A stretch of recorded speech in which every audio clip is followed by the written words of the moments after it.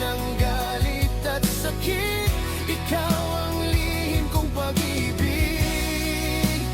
Di ko masabi, di ko kayang aminin, pero puso ko'y sa'yo pa rin.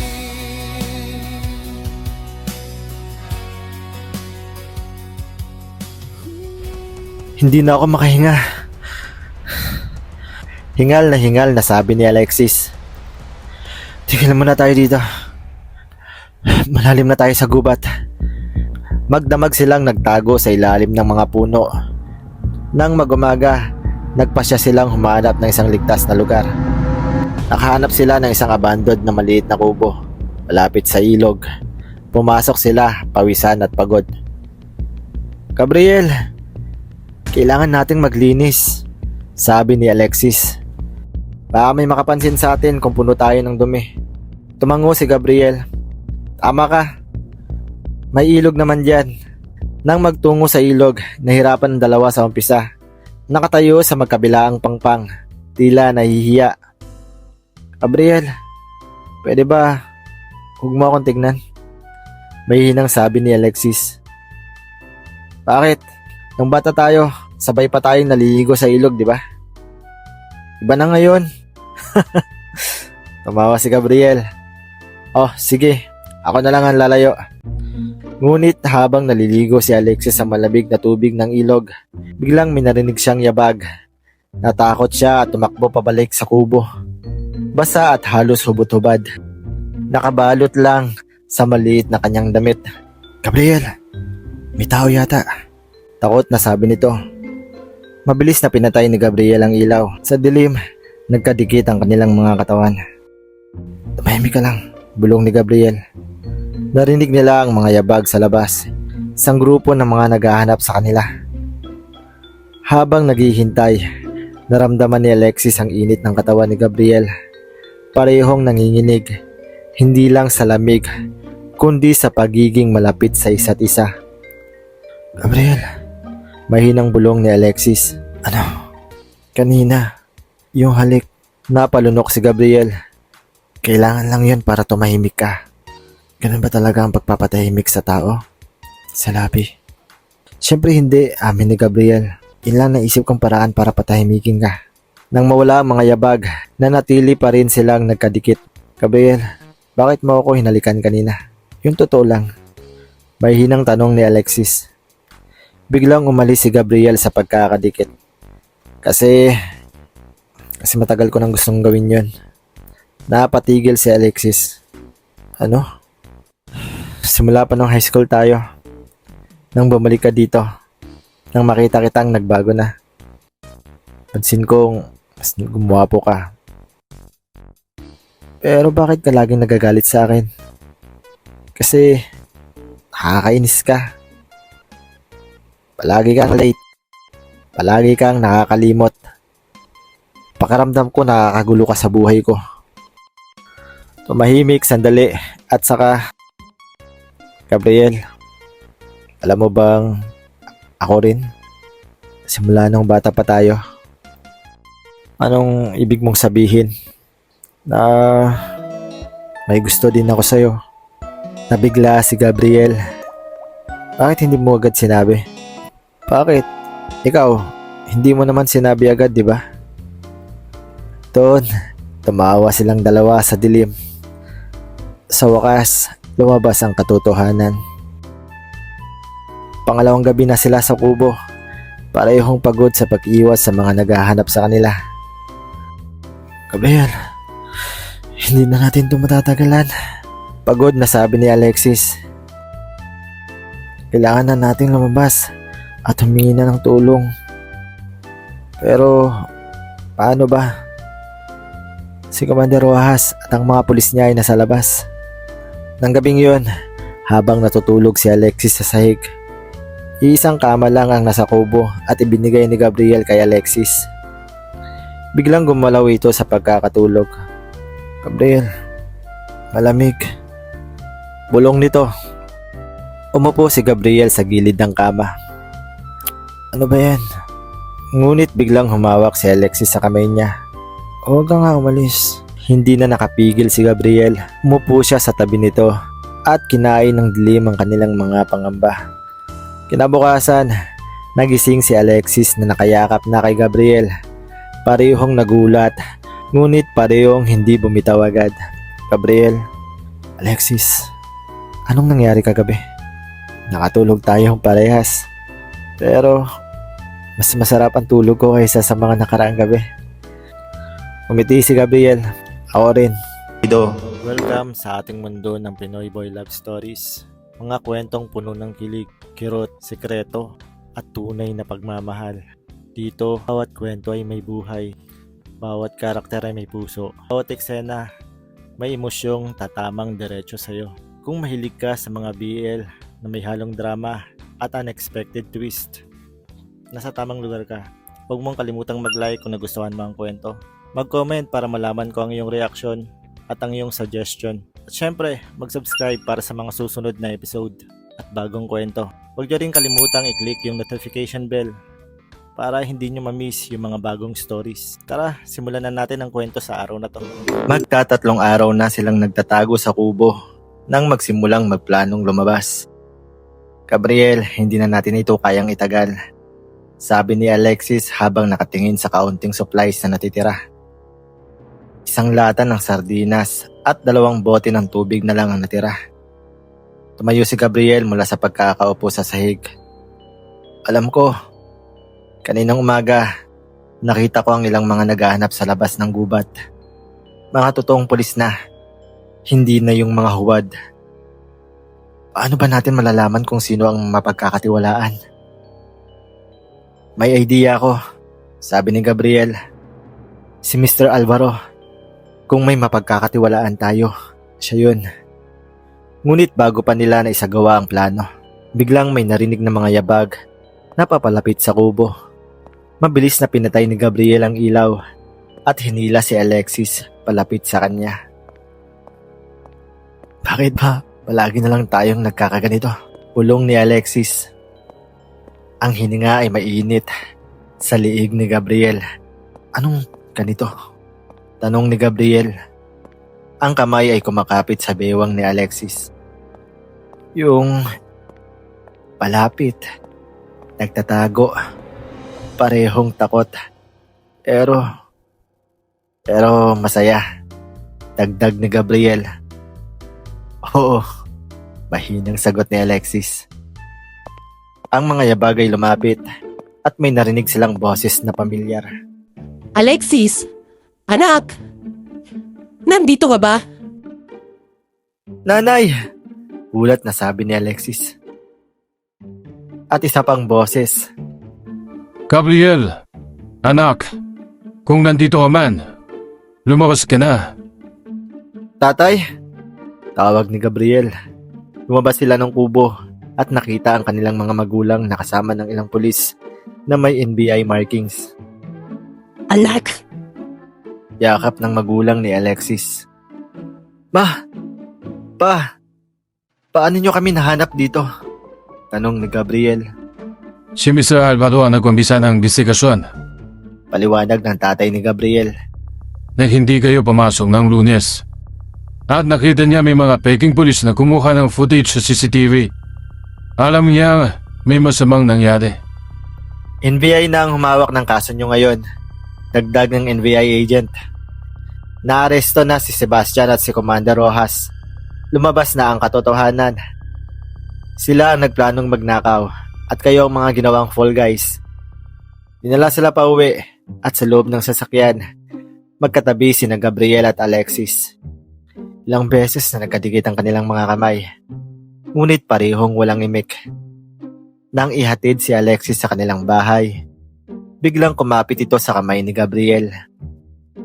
Gabriel, pwede ba tayo mag-usap? Mamaya. Tumango si Gabriel. Oo, sa parke. 6:00 ng gabi. Tumating ang 6:00 ng gabi. Sa parking madalas nilang paglaruan nung bata pa sila.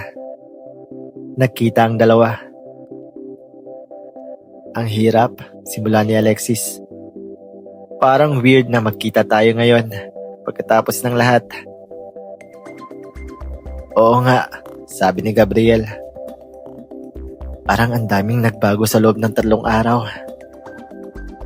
Gabriel, yung mga nangyari sa kubo. Anong tungkol doon? Nagangat ng tingin si Alexis. Totoo ba lahat yun? O dahil lang takot tayo at nag-iisa? Lumapit si Gabriel. Noong nasa kubo tayo, natakot ako. Oo. Pero hindi yun ang dahilan kung bakit kita hinalikan. Hindi yun ang dahilan kung bakit kita niyakap habang natutulog. Ano ang dahilan? Ito ang dahilan, sabi ni Gabriel at dahan-dahang hinalikan si Alexis. Iba ito sa nakaraang halik. Hindi minadali. Hindi dahil sa takot.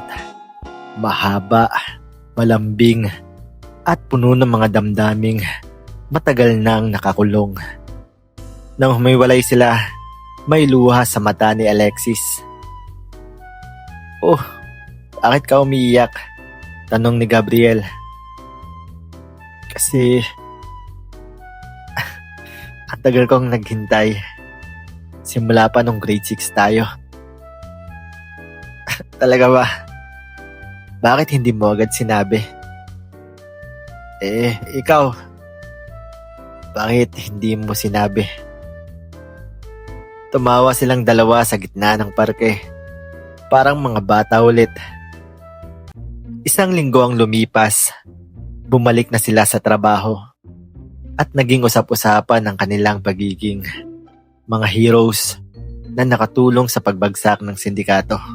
Gabriel, Alexis, pumunta kayo sa office ko. Tawag ni Mr. Alvaro isang hapon. Pumasok sila at nakita ang branch manager na may malaking ngiti. Alam niyo na siguro na promoted na kayo pareho. Si Gabriel, assistant manager na.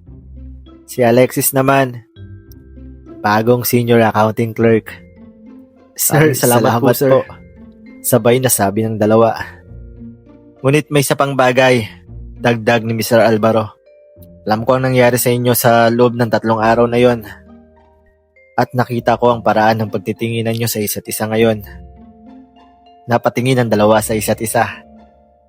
Namumula. Well, okay mag-alala. Wala akong problema doon, sabi ni Mr. Alvaro. Basta professional pa rin kayo sa trabaho, ha? Opo, sir. Opo, sir. Sabay na sagot nila. Sabado ng gabi, nag-date sila sa restaurant. Unang beses nilang lumabas bilang ano man sila. Ang weird, sabi ni Alexis. Parang kahapon lang, nag-aaway tayo sa parking lot. Oo nga, tumawa si Gabriel. At ngayon, naririto tayo. Gabriel, ano ba talaga tayo? Tumigil sa pagkain si Gabriel. Ano bang gusto mo maging tayo? Gusto kitang maging akin. Mahinang sabi ni Alexis. Edi akin ka na rin. Ngiti ni Gabriel. Pangako? Pangako. Simula pa nung bata pa, akin ka na eh. 1 buwan nang lumipas, nasa rooftop ng bangko ang dalawa. Pinapanood ang paglubog ng araw. Hindi ko akalain na ang pinakamalaking panganib sa buhay natin ang magdadala sa atin. Dito, sabi ni Alexis. Ako rin, sabi ni Gabriel. Pero masaya ako. Bakit? Dahil kahit na may sindikato, may mga peking pulis at may traidor na katrabaho. Hanap kita. Yumakap si Alexis kay Gabriel. At ako, nahanap din kita sa gitna ng lahat ng yun. Habang lumulubog ang araw, Nagtamang muli ang mga labi ng dalawa. Matamis, mahaba, at puno ng pangako.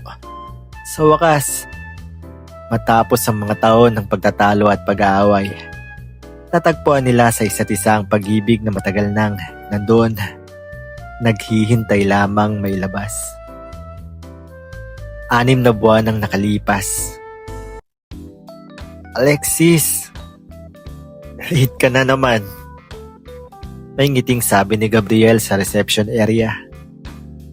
Kasalanan mo to eh. Kanina ka pa kasi ayaw kong pauwiin. Pabalang nasagot ni Alexis. Tumawa ang mga katrabaho. Sanay na sila sa away-bati ng dalawa. Ngunit ngayon, alam na ng lahat na sa likod ng mga pagtatalong yun ang isang pag-ibig na lumalalim sa bawat araw. At sa pagtitinginan ni na Gabriel at Alexis sa isa't isa, alam nilang kahit anong hirap ang dumating, basta't magkasama sila, kaya nilang lampasan ang lahat, tulad ng nangyari sa madilim na yugto ng kanilang buhay na nagbuklod sa kanilang magpakailanman.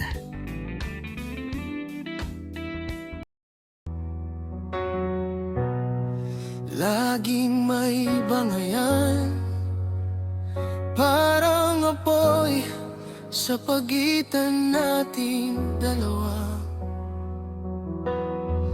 Tawag nila'y magkaway, di nila alam ang totoo. Bawat sigaw at sungit, takip lang sa tibok ng puso.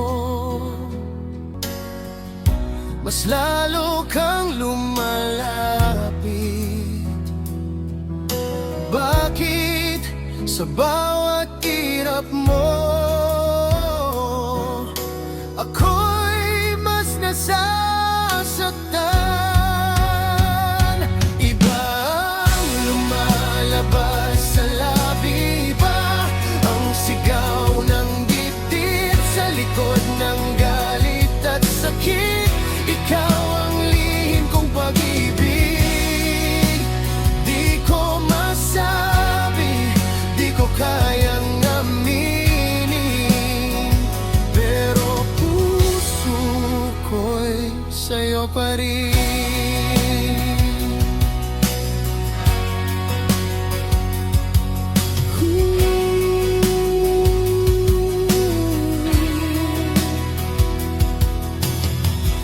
Lumipas ang mga taon, akala ko'y tapos na tayo. Ngunit sa isang pagtatagpo, ikaw pa rin ang dahilan ng gulo. Nagsusungit pa rin sa'yo, parang walang nagbago. Pero sa bawat titig mo, mas lumalalim ang pagkatalo. Pinilit kong itago sa likod ng tapang at yabang. Pero bakit sa bawat ngiti mo ako'y muling nahuhubaran? Iba ang lumalabas sa labi, iba ang sigaw ng dibdib sa likod ng galit at sakit. Ikaw ang lihim kong pag-ibig, panaong lumipas man, hindi ka kailanman nawala sa'kin. Hanggang dumating ang araw na kami dalawa na lang, sa gitna ng panganib wala nang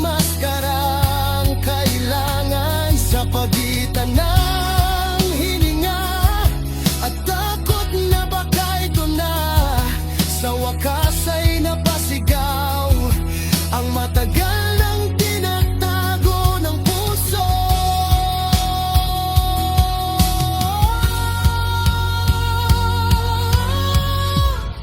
Kamito na ang huli, alamin mo sana, ikaw ang minahal ko.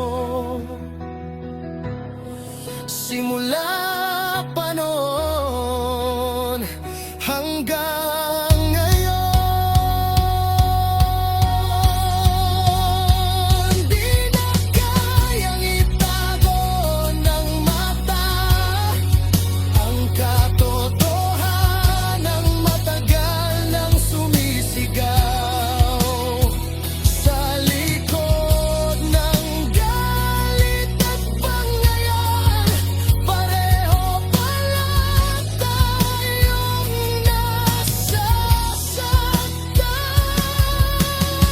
Sa wakas ay umami ng puso, sa gitna ng takot at dilim.